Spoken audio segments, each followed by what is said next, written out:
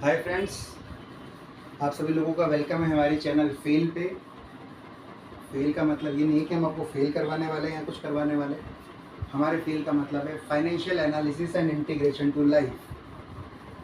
Because हम सभी लोग अपनी लाइफ से कुछ ना कुछ सीखते हैं, कुछ ना कुछ ऑब्जर्व करते हैं, कुछ ना कुछ अनुभव लेते हैं और उस चीज़ को हमारी ज़िंदगी में इम्प्लीमेंट करते हैं। पर हमेशा कहीं ना कहीं पे किसी ना किसी तरीके से आप लोगों ने सोचा होगा कि जब भी हम चीज़ें इम्प्लीमेंट करते हैं तो वो implementation of the thing decide our success, our failure, our experience and our maturity and how society measure our output. बताइए, कुछ सोचा है आपने? कमेंट कीजिए कि सोसाइटी हमारा आउटपुट कैसे नापती है। पीएचडी से, कि भैया पीएचडी में कितने नंबर लाए हो, या बीएससी में कितने नंबर लाए हो, या बीटेक में कितने नंबर लाए हो, या फिर कितना नौकरी पाए हो, राइट? तो society measures our output in the financial terms. Whatever we study, whatever we observe, whatever we feel, that is my personal belief that if we are able to integrate everything vis-a-vis the financial output, so everything that what we learn from our classes, 10वीं तक पढ़ के भी, अब मैं और मेरी wife engineer हैं, बट हमारे घर में जब भी इलेक्ट्रिकल सॉकेट लगाना होता है तो हमारे घर वाले हमसे नहीं लगवाते हैं, किसी दूसरे बंदे को बुलाते हैं। क्यों? क्योंकि हमने उनको ये डेमोन्स्ट्रेट ही नहीं किया कि हम इंजीनियर होने के साथ साथ में प्रैक्टिकल वाला काम भी कर सकते हैं। हम सर्किट ब्रेकर मेंटेनेंस में जा सकते हैं, सर्किट ब्रेकर का डाउन टाइम उठा सकते हैं, बट हम हमारे घर में 3 पिन का सॉकेट नहीं लगा सकते। अभी सामने हमारी वाइफ शूट कर रही है, पीछे एसी का प्लग का पावर सॉकेट नहीं लगा है, दिखाएंगे लास्ट में, और अभी तक उसने लगाया भी नहीं है। क्यों? डिपेंडेंसी नहीं है, हमने ये आउटपुट सिस्टम में क्रिएट ही नहीं करा, एक्सेप्टेंस लोगों में लाया ही नहीं है। तो I give you my brief background. By profession, I'm an engineer. I've done my engineering. After that, थोड़े दिनों तक मैं आईआईटी वालों को पढ़ाने के लिए सोचा। देन मैंने सोचा सॉफ्टवेयर में जॉब कर लेते हैं, वो भी कर लिया। मेंटेनेंस में काम करने का सोचा, वो भी कर लिया। देन सेल्स में काम करने का सोचा, वो भी कर लिया। देन वही पैसे के लालच में एमबीए कर लिया। देन एमबीए करके मैं पता चला कि we are, specially I am the salesman sort of personality, with कि मुझे ये पता होना चाहिए कि मुझे क्या आता है और मेरे सामने वाले के पास में क्या नहीं है, तो I can sell each and everything. But gradually that is the initial salesman thing which we required in the starting of the life, but not as we earn the experience, as we earn maturity, we need more over interpersonal and managerial skills. From we can manage our team and we can create a value in the system. अगर suppose experience के बाद में नई company में आपको ज़्यादा package पे क्यों लिया जाता है? आप एक्सपीरियंस लेके आए हो। सपोज आप आईसीसी बैंक में थे, काम कर रहे थे, जेजीएम बनकर बैठे थे, पूरा रीजन हैंडल कर रहे थे 10,000 करोड़ का। एक छोटा बैंक आपको लेता है, किस लिए लेगा? वहाँ पे आपको उतना बड़ी गलती करने का अपॉर्चुनिटी नहीं है। बट जो आपने मैनेजरियल स्किल सीखे हैं, जो वैल्यूएशन अगर आपने क्रिएट करा है, इसीलिए आप देखेंगे कि एक बड़े बैंक के अंदर, सिस्टम के अंदर बहुत सारे कॉस्ट सेंटर इन्वॉल्व होते हैं, बट एक छोटे बैंक, छोटे सिस्टम के अंदर जो कॉस्ट इन्वॉल्व होती है, that is effective cost. Y?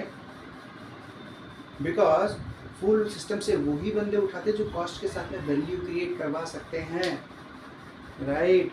अगर मेरी एक कंपनी है जो कि एजुकेशन सब्सक्रिप्शन बेचती है, और एजुकेशन सब्सक्रिप्शन के साथ में मैं अगर कोई भी लाइफस्टाइल प्रोडक्ट फ्री देता हूँ, तो मेरी जो दूसरी कंपनी लाइफस्टाइल कंपनी है वो सब्सक्रिप्शन का प्रोडक्ट बेच के लॉस में भी वैल्यूएशन कमाती है, right? It means value drive हर किसी चीज़ का होता है, और फाइनेंशियल इंटीग्रेशन वैल्यू आउटपुट से समाज की प्रॉब्लम भी सॉर्ट आउट हो सकती है। विमेन एम्पावरमेंट जैसी प्रॉब्लम भी, जो मुझे लगता है, मेरी वाइफ पीएचडी है, फिर भी उसको फ़ोन लेने से पहले मेरे से पूछना पड़ता है। क्यों? और जो मेरे से ज़्यादा कमाती है तब भी पूछती है। क्यों? Only reason is she has never taken the financial decision. But अगर वो 10th पढ़ने के बाद में, 12th पढ़ने के बाद में अपने आउटपुट्स को फाइनेंशियल आउटपुट में कन्वर्ट कर पाती, तो अपने फाइनेंशियल डिसीजन ले रही होती, तो क्या वो मेरे से पूछती? This is not the right thing to say. But अगर लड़कियां फाइनेंशियल डिसीजन लेने में कैपेबल हो पाएगी, तभी फाइनेंशियल लोगों को, जो विमेन एम्पावरमेंट हम बोलते हैं, वो हो पाएगा। Only when the financial integration is done. Until and unless आप कितना भी पढ़ा लो। एक बार हमारे एआईसीटीजी के जो वाइस चेयरमैन है एमपी पूनिया जी, मैं उनसे मिलने गया। वहाँ पे मैं एक महिला विभाग की बहुत ही सशक्त लेडी से मिला, एंड शी इज़ लाइक कि मुझे घूमने जाना था। I am just asking, ringing up my husband and just calling him up, should I go or not? So I asked him, why is your husband is asking to you? So she said, नहीं, मेरे decision पहले पापा लेते थे, अभी husband लेते हैं। Then why she is not able to take her own decision? The reason being initially 12th तक फादर, ग्रेजुएशन तक फादर प्लस बॉयफ्रेंड अगर बना तो, नहीं तो फादर, उसके बाद में husband, never she took the financial decision. और अगर हमारे जैसे लड़कों का हाल, अगर हमने कभी किचन में बनाया ही नहीं तो हम खाली पानी उबालना जानते हैं, मैगी बनाना जानते हैं, उसके अलावा खाना बनाना नहीं जानते। By the way I am a good cook, but most of the हाल नहीं है। सो मेरे बैंकिंग और बाकी एक्सपीरियंस से सेल्स के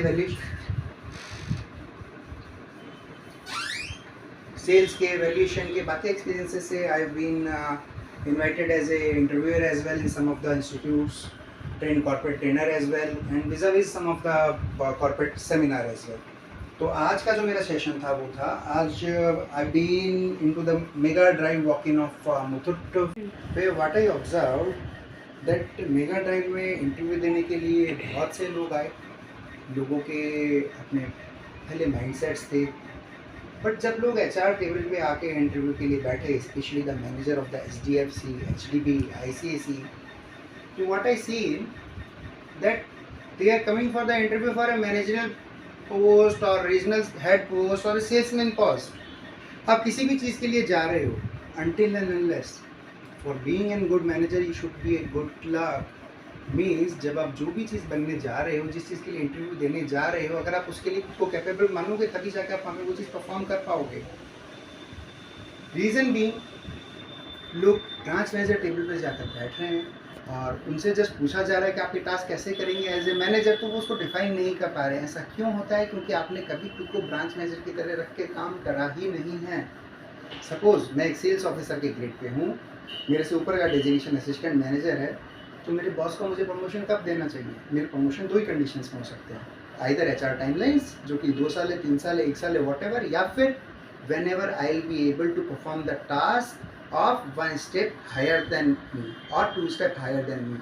जब मेरे बॉस को मेरे पे इतना ट्रस्ट आएगा तभी वो मुझे कॉन्फिडेंस देगा। मेरे बॉस से ज़्यादा सिस्टम को मेरे ऊपर एक कॉन्फिडेंस आएगा, रिलायबिलिटी आएगा कि हाँ ये अब इस लेवल का काम कर सकता है। So he has graduated himself from level of a salesman to the level of assistant manager, right.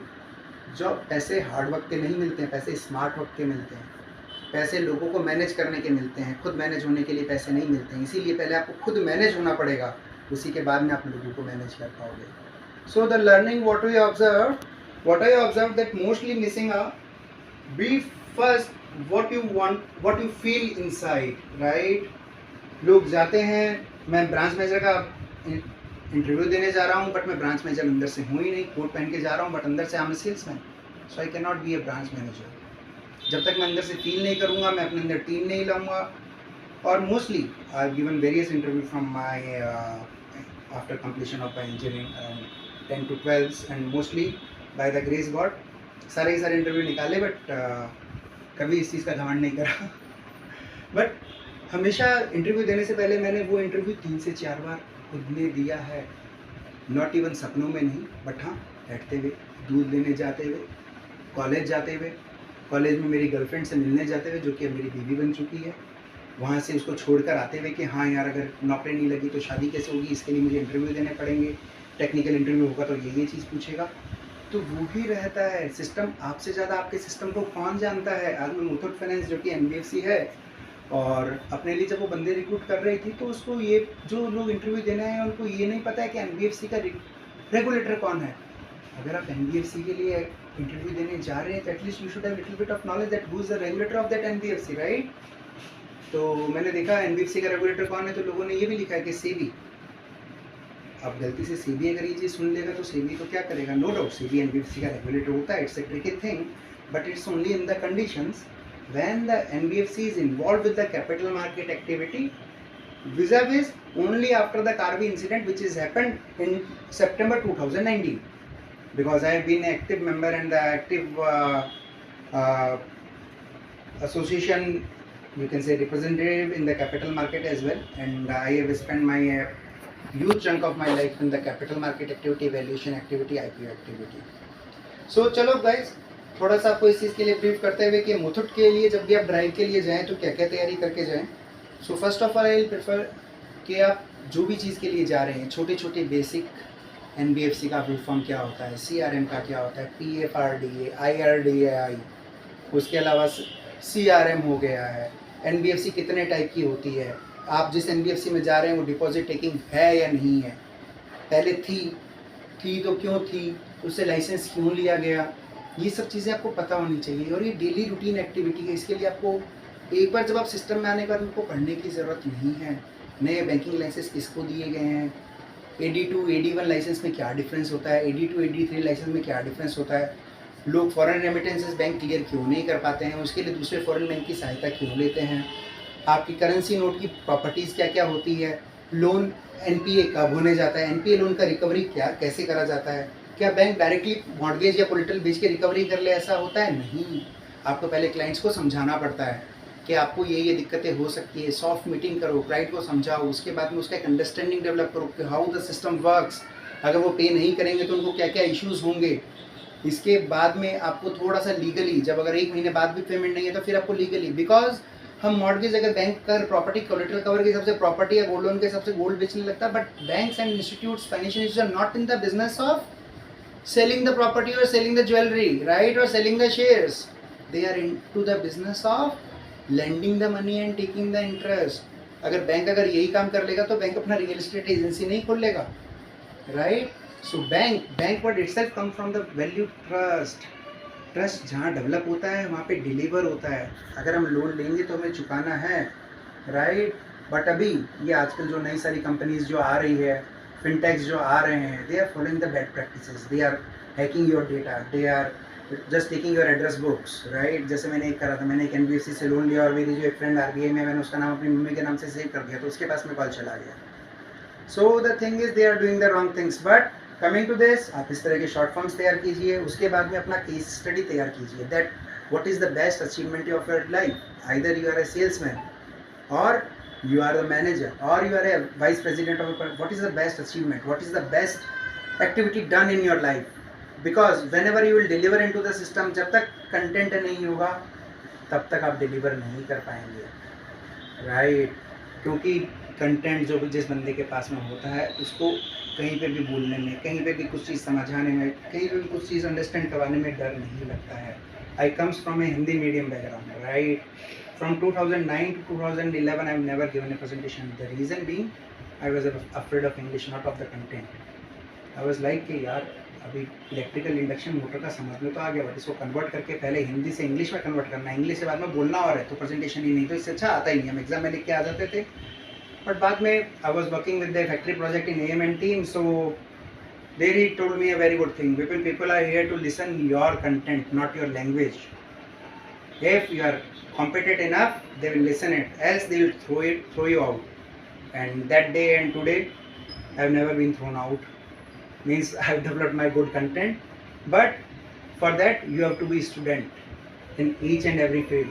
When I joined L&T as a sales engineer, I was a junior most engineer. After 6 months I was the graduate engineer trainee. In the trainee period who were holding the 70% of the branch target. Same in the banks as well. When you will perform, लोग बोलते हैं ना कि यार तुम्हारी team use कर रही है, मुझे मेरी टीम यूज़ कर रही है क्योंकि मैं यूज़फुल हूँ। यूजलेस लोगों को तो कोई भी यूज़ नहीं करता है, मैं यूज़फुल हूँ इसलिए लोग मुझे यूज़ कर रहे हैं। तो आपको चीज़ें सीखनी पड़ेगी, चीज़ें सीखने के बाद में ही आप डिलीवर कर पाओगे। हम गंगोत्री ये गंगा ऋषिकेश जाके शिवलिंग निकालते हैं ना, छोटे छोटे ये पत्थर होते हैं जो कि गंगोत्री से निकलते हैं। महादेव बनने के लिए भी घिसना पड़ता है, हम तो फिर भी इंसान हैं। तो इन सब चीज़ों के बाद में हम साथ ही साथ अपना केस स्टडी तैयार कीजिए, जिस पोस्ट के लिए आप जा रहे हैं उस पोस्ट में क्या क्या चीज़ें इन्वॉल्व हो सकती हैं, राइट। जैसे आज मैंने एक बहुत पुराना जो कि प्रश्न है, HR मैनेजर ने पूछ लिया एक सेल्समैन से कि आप अच्छा सेल्स का काम करोगे, मुझे पेन बेच के दिखाओ।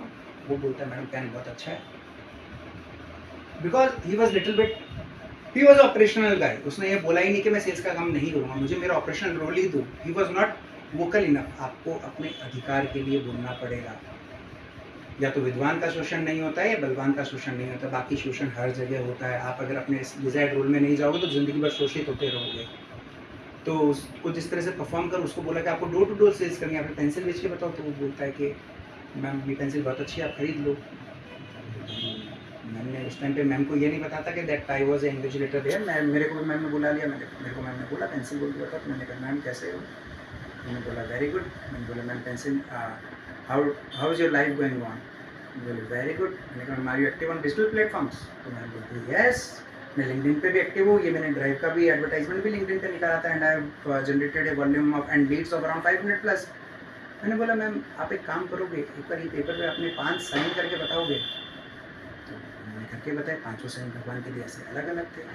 मैंने कहा इस डिजिटल लाइफ में हम हमारे डिजिटली तो साइन OTP से वेरीफाई करवा सकते हैं, बट अगर हम हमारे पर्सनल 5 साइन एक जैसे नहीं कर सकें उस चीज़ का क्या मतलब? इसलिए please carry this pen with you, this cost only 10 rupees, lesser than a cost of data you are using per day, but because your signature, by signature someone can identify your personality, not with the OTP that you are giving, he cannot identify your personality with that.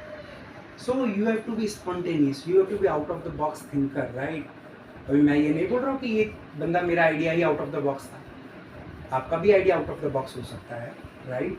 Anything can be out of the box, but we have to think, then we have to deliver, right? जब तक मैं खुद अपनी चीज़ में convince नहीं हूँ, मैं किसी और को कन्विंस नहीं कर सकता। मैं जब भी कभी भी आइसक्रीम खाने जाता हूँ, कोई भी नया, मैं आइसक्रीम का बहुत शौकीन हूँ और देसी कुल्फ़ी होगा, जब भी कोई नया ठेला वाला आता है बोलता भाई कुल्फ़ी खिला, वो बोलते साहब बहुत अच्छी कुल्फ़ी है, मैंने खाई। मैं उससे पूछता भाई तूने खाई है? बोलता नहीं। मैं उसको 50 रुपये देता हूँ, उसी की जो आइसक्रीम करके भाई तू ये खा। जब तक तू खुद अपनी चीज़ फील नहीं करेगा, how will be able to sell, right?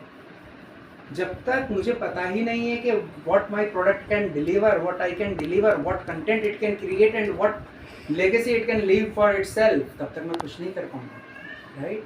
दूसरा चीज़ ये रहा कि आप छोटी चीज़ें तैयार करके जाइए, अपने लाइफ का केस स्टडी तैयार करके जाइए, वीज़ा बेस जिस सिस्टम में आप जा रहे हैं उस सिस्टम के लिए वैल्यू क्रिएट, कंपनीज के बारे में बेसिक डिटेल्स, कंपनी का MD CEO कौन है, कंपनी में डेजिग्नेशंस क्या क्या होती है, कंपनी के प्रोडक्ट क्या क्या हैं, NBFC है तो NBFC किन किन चीज़ों पे लैंडिंग कर सकती है, and last but not the least, आजकल ये 150 से 200 लेटर का एक आजकल ऐसे जो कि हम पहले लिखा करते थे, अब जब हम भूल चुके हैं, तो आज मैंने देखा कि यहाँ पर ये they are asking for give your 150 words feedback और review that how the NBFCs are creating a value in the banking system for the financial inclusion, right?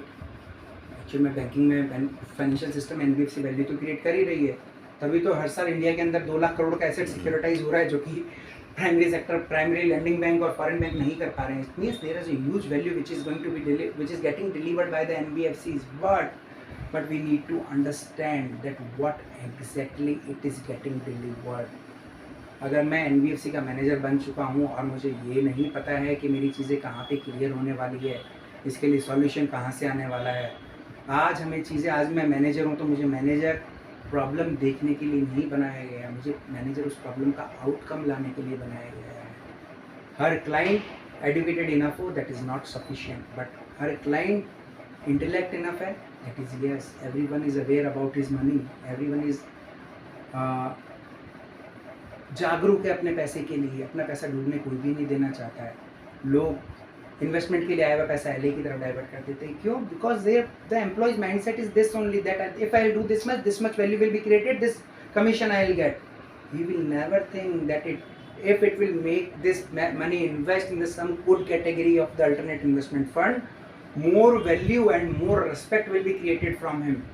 मैंने 10 लाख का LI करा के सिस्टम में 2 लाख का इंसेंटिव ले लिया, मेरे लिए वो बढ़िया है, या 10 लाख का AIF करा के मैंने उसके लिए over a period of 5 year 50 lakh का वैल्यू क्रिएट करा, तो उस 50 lakh that our respect what we are doing that is a compounding, right? Initially हमें गेन बहुत स्लो लगता है।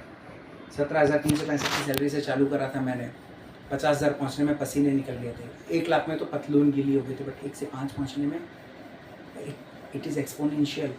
आइंस्टाइन का फॉर्मूला है, compounding take time but delivers high, right? Compounding धीरे धीरे होता है, कंपाउंडिंग ज्ञान का और पैसे का कंपाउंडिंग डायरेक्टली होता है। जैसे जैसे आपका कंटेंट बढ़ेगा वैसे वैसे आपका ऑटोमेटिकली मनी आउटपुट बढ़ेगा। You no need to run for money output, right? But अगर मैं ये सोचूं कि कंटेंट नहीं है, शॉर्टकट से मनी बना लूँ, तो शॉर्टकट से मनी बनाने के लिए भैया IPL के सीज़न आते हैं, उसमें भी हम बोल नहीं सकते, कुछ भी कर सकते हैं अगर। और मैं तो राजस्थान से आता हूँ, और राजस्थान की ऐसी बेल्ट से आता हूँ जहाँ पे भी शर्त लगाना बहुत ही अच्छा फिनोमेना है। तो एक कहावत ही है, अगर सट्टों में पैसा कमाना है तो चप्पल उछाल कर कमा लो, सीधी गिरी औंधी। तो गाइस, ये चैनल मोटा मोटी इसी चीज़ों के लिए है कि आपको फाइनेंशियल इंटीग्रेशन के हिसाब से एंड बाकी चीज़ों के हिसाब से आपको दिए जाए। This is this is for up to the level of branch manager. Walk in के लिए जाते हैं, क्या क्या चीज़ें करें, कंपनी के लिए पढ़ के जाएँ, खुद का केस स्टडी तैयार करके जाएँ। जिस सिस्टम में आप जा रहे हैं वो सिस्टम इंडिया के फाइनेंशियल सिस्टम में क्या वैल्यू क्रिएट कर रहा है उसको पढ़ के जाएँ। उनके प्रमोटर ने अगर कोई आउट ऑफ द बॉक्स या out of the box thing एक इम्प्लीमेंट करा है तो उसको एनालिसिस करके जाएँ। एंड बेसिक आपकी इंडस्ट्री कंटेंट पे फोकस करके जाएँ, बिकॉज ज्ञान का कोई दूसरा सॉल्यूशन नहीं होता है, right. There is no alternative for the knowledge, there alternative for the personality, alternative for the language, there a mediator, everyone is there, but knowledge there is no alternative. So guys, see you soon and bye bye.